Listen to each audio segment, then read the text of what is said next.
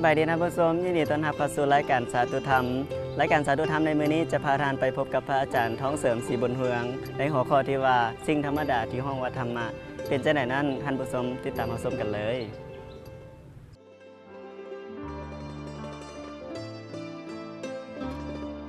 สิ่งที่ธรรมดาที่เอิ้นว่าธรรมะก็เพราะว่ามันเป็นเรื่องที่ธรรมดาบ่เป็นเรื่องที่ยาก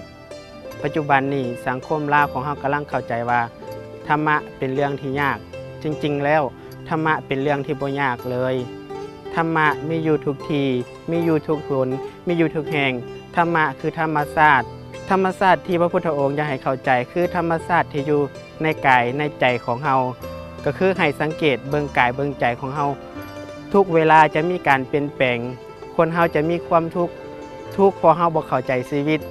ทุกข์เพราะเราอยู่กับเรื่องราวบ่ได้อยู่กับปัจจุบันทุกข์เพราะเราคิดความคิดนี่เป็นสิ่งที่สำคัญเป็นตัวปัญหาของชีวิตเลยคิดน้อยงานน้อยคิดใหญ่งานใหญ่แต่บ่แม่นว่าความผิดเป็นเรื่องที่มันจะเป็นความผิดความคิดนั้น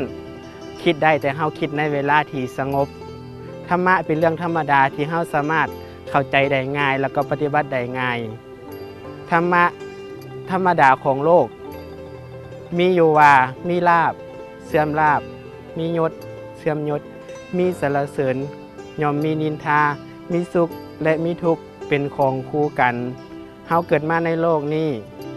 เฮาต้องพบหลายสิ่งหลายอย่าง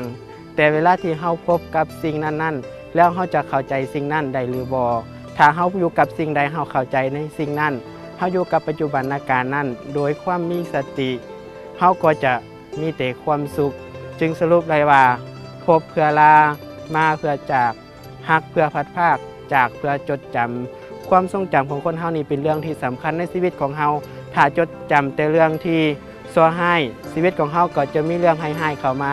ถ้าเฮาจดจำในสิ่งที่ดีชีวิตของเฮาก็จะมีแต่เรื่องดีๆเข้ามาถ้าเฮาจดจำแต่สิ่งดีเฮาก็จะมีความสุขขอเจริญพรสิ่งที่ท่านผู้ชมได้ชมไปนั้นก็คือสิ่งธรรมดาที่ห้องว่าธรรมะกับพระอาจารย์ท้องเสริมศรีบุญเฮือง